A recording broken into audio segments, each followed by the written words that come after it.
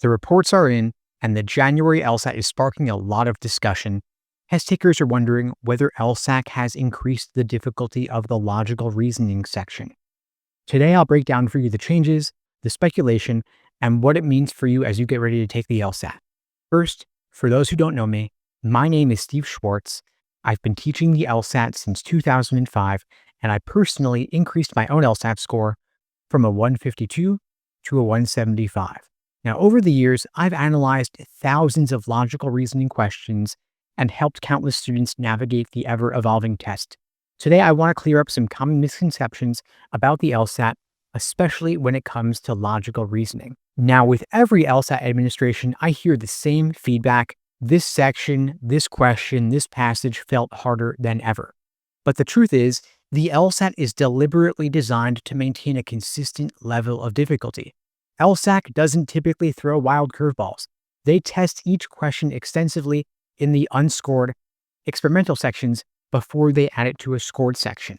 So the reason questions typically feel harder on test day is due to stress and adrenaline. When you're in the moment, the stakes are high and every question feels crucial, your perception of difficulty can of course be skewed. But it is worth talking about the big elephant in the room, the removal of the logic games section after the June 2024 LSAT. Starting last year, LSAC replaced logic games with a second scored logical reasoning section. The shift was due to a lawsuit involving accessibility concerns, but it's also led to a lot of speculation about whether logical reasoning itself is evolving. Now, here's what I've noticed. LSAC does appear to be increasing the number of logical reasoning questions involving formal logic, conditional reasoning, and quantitative reasoning. Concepts like numbers, percentages, relationships between rules, these are not new types of questions, but they might feel a bit more prominent than they used to. To make this a bit more concrete, I'm going to describe the kinds of questions you might see. Conditional reasoning would involve statements like, if X happens, then Y must happen. In this sort of question, you might want to diagram relationships, find contrapositive statements, or connect multiple conditions. For quantitative reasoning, those questions test concepts like numbers versus percentages or absolute versus relative values. For example, a question might test your understanding of whether a percentage increase necessarily translates to an absolute increase. The answer, of course, is that it does not. These types of questions have always appeared on the LSAT, but their increased frequency might catch you off guard if you're not prepared. Now, why is LSAC testing these more?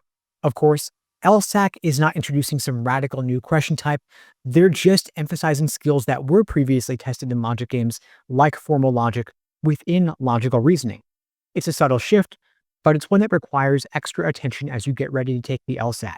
You might even call this a loophole because while LSAC agreed to remove logic games for accessibility reasons, they're still testing similar concepts in a new way. Whether it's fair or not is beside the point for you right now.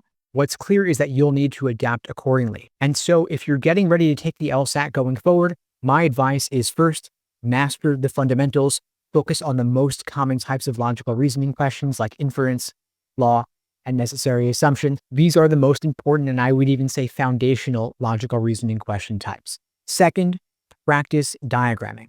Even though diagramming isn't technically required for logical reasoning, it can make solving certain questions much easier, especially conditional statements. Third, review questions involving quantitative reasoning.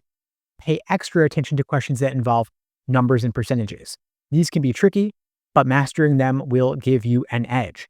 Now, of course, if you'd like my help incorporating these concepts into your LSAT prep, at LSAT Unplugged, we create personalized day-by-day study plans for every single one of our students, and we can pair that with private one-on-one coaching on a consistent weekly basis.